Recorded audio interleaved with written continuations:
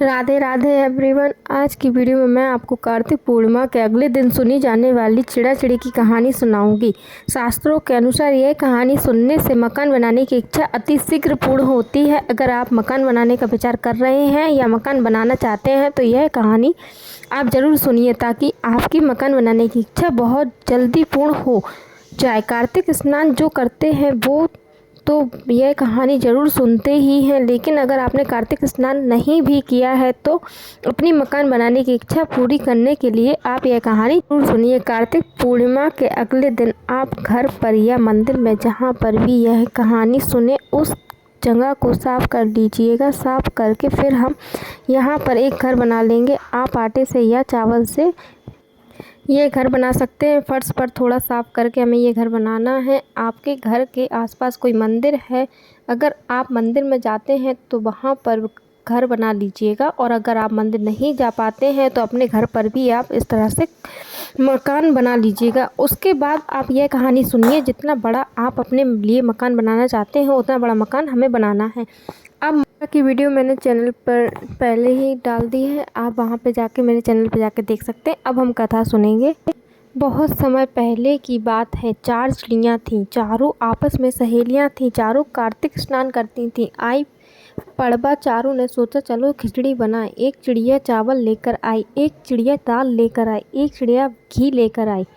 सबने मिलकर खिचड़ी बनाई। सबने सोचा कि पहले नहा कर आते हैं फिर बैठकर आराम से खिचड़ी खाएंगे। पहले एक चिड़िया आई, उसे भूख लगी हुई थी, बाकी चिड़िया अभी नहीं आई थी तो उसने खिचड़ी की भाप ली। दूसरी चिड़िया आई, उसने पानी पी लिया। तीसरी चिड़िया आई, उसने खिचड़ी खा ली, और चौथी चिड़िया आई तो सिर्फ खुरचन बचा था, उसने खुरचन खा लिया। चारों चिड़िया मर गईं। जिस चिड़िया ने भाप खाई थी वो चिड़िया राजा के घर राजकुमारी बनी।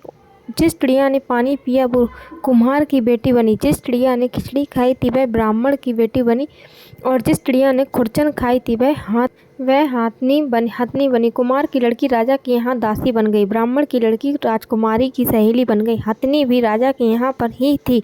यानी वो चारों सहेलियाँ फिर से एक ही जगह पर इकट्ठी हो गई। राजकुमारी को पिछले जन्म की सारी बातें याद थी। जब राजकुमारी की शादी हुई तो विदाई हो रही थी। उस समय राजकुमारी ने अपने पिताजी से कहा, पिताजी मेरी सहेली और दासी दोनों को मैं अपने साथ लेकर जाऊंगी। राजा ने कहा, ठीक है, तुम लेकर चले जाओ। उसके बाद जब विदाई होने लगी तो राजकुमारी ने जाने से मना कर दिया। राजकुमारी से पूछा कि अब तुम्हें क्या चाहिए, तो राजकुमारी ने कहा कि मुझे हाथी नहीं चाहिए, मैं इस हाथी को साथ लेकर नहीं जाऊंगी। राजा ने नौकरों से कहा कि हाथी को लेकर आओ। राजा के नौकर हाथी को ले जाने लगे, लेकिन हाथी उठी ही नहीं। सबने कोशिश की लेकिन हाथी को कोई नहीं उठा पाया। तब राजकुमारी ने कहा, मैं इस हथनी को उठाऊंगी। राजकुमारी हथनी के पास गई, उसके कान में पिछले जन्म की बात कही, जिसे सुनकर हाथी उठकर खड़ी हो गई। राजा यह सब देखकर हैरान हो गया। राजा ने तुरंत तलवार निकाल ली और कहा कि तुम बताओ कि तुम कौन हो, क्योंकि तुम तो जानवरों से बात करती हो, तुम मेरी बेटी हो ही नहीं सकती, तुम तो कोई बहरूपिया हो। सच सच बताओ कि तुम कौन हो, नहीं तो मैं तुम्हारा सिर धड़ से अलग कर दूंगा। तब राजकुमारी ने हाथ जोड़कर कहा, पिताजी मैं तो आपकी बेटी ही हूँ। पिछले जन्म में हम 4 चिड़िया थे, हमने कार्तिक स्नान किया था और पड़वा के दिन खिचड़ी बनाई थी। फिर सारी बात राजकुमारी ने अपने पिताजी को बता दी। राजा ने कहा कि कार्तिक स्नान और पड़वा के दिन कहानी सुनने और खिचड़ी दान करने का अगर इतना महत्व है, अगर इतना पुण्य फल मिलता है तो हम भी कार्तिक स्नान जरूर करेंगे और पड़वा के दिन खिचड़ी बनाकर दान करेंगे और खिचड़ी खाएंगे। उसके बाद से राजा ने पूरे नगर में ढिंढोरा पिटवा दिया कि सभी लोग कार्तिक स्नान जरूर करें और कार्तिक पूर्णिमा के अगले दिन डवा को चिड़ा चिड़ी की कहानी सुने, अपने ठाकुर जी को खिचड़ी का भोग लगाएं, स्वयं भी खिचड़ी खाएं और खिचड़ी का ही दान करें। हे भगवान, जैसे आपने राजा की बेटी की सुनी वैसे सबकी सुनना। इस कहानी को कहते सुनते हुकारा भरते सबकी मनोकामनाएं पूर्ण करना और सबके घर को अन्न धन से भर देना। यह थी चिड़ा चिड़ी की कहानी। कोई भी कहानी अकेले नहीं सुनते हैं, इसलिए हमें गणेश जी की कहानी भी ज़रूर सुननी चाहिए। तो चलिए अब मैं आपको गणेश जी की कहानी सुना देती हूँ। एक बार एक बुढ़िया थी। बुढ़िया अंधी थी, बुढ़िया को कुछ भी दिखाई नहीं देता था, लेकिन वह बुढ़िया रोजाना गणेश जी का पूजन करती थी।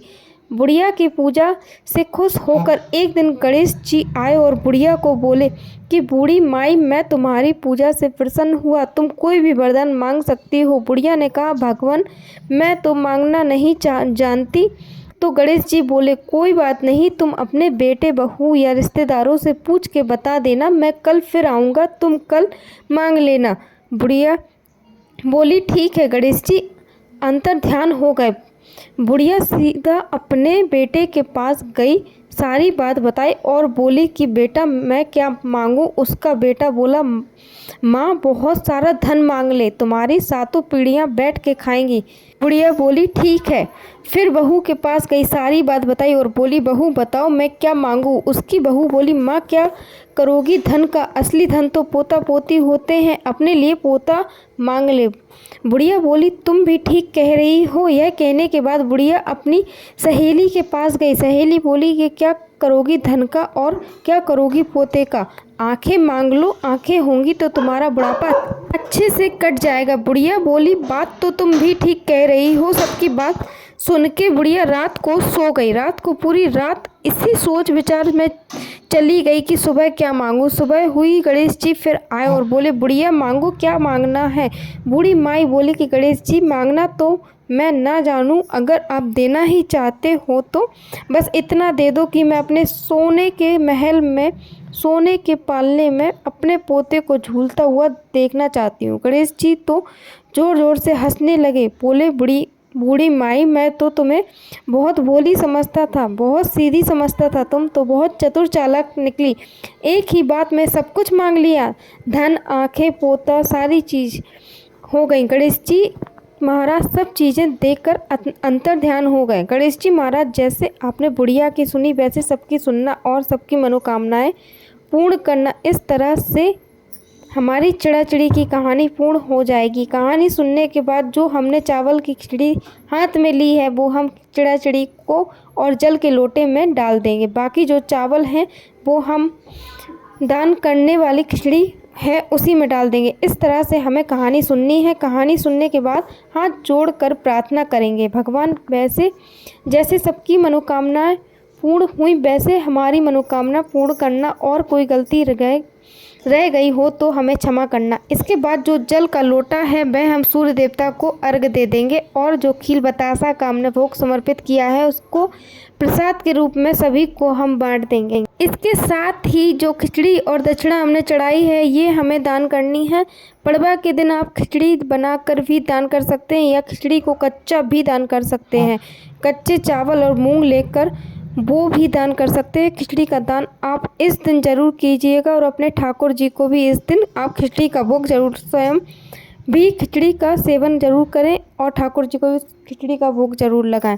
जैसा कि मैंने आपको बताया कि कार्तिक पूर्णिमा के अगले दिन पड़वा को आप चाहें तो सुबह या कहानी सुन सकते हैं या आप चाहें तो शाम के समय भी यह कहानी सुन सकते हैं। आपको चिड़ाचिड़ी की ये कहानी कैसी लगी कमेंट करके ज़रूर बताना, और अगर यह वीडियो आपको पसंद आया हो तो वीडियो आपके लिए थोड़ा बहुत भी यूज़फुल हो तो प्लीज़ वीडियो को लाइक कर देना और मेरे चैनल को सब्सक्राइब कर लेना। भगवान आपकी मकान बनाने की इच्छा अतिशीघ्र पूर्ण करें। इसी कामना के साथ फिर मिलेंगे किसी और वीडियो में। तब तक के लिए जय श्री कृष्णा, राधे राधे।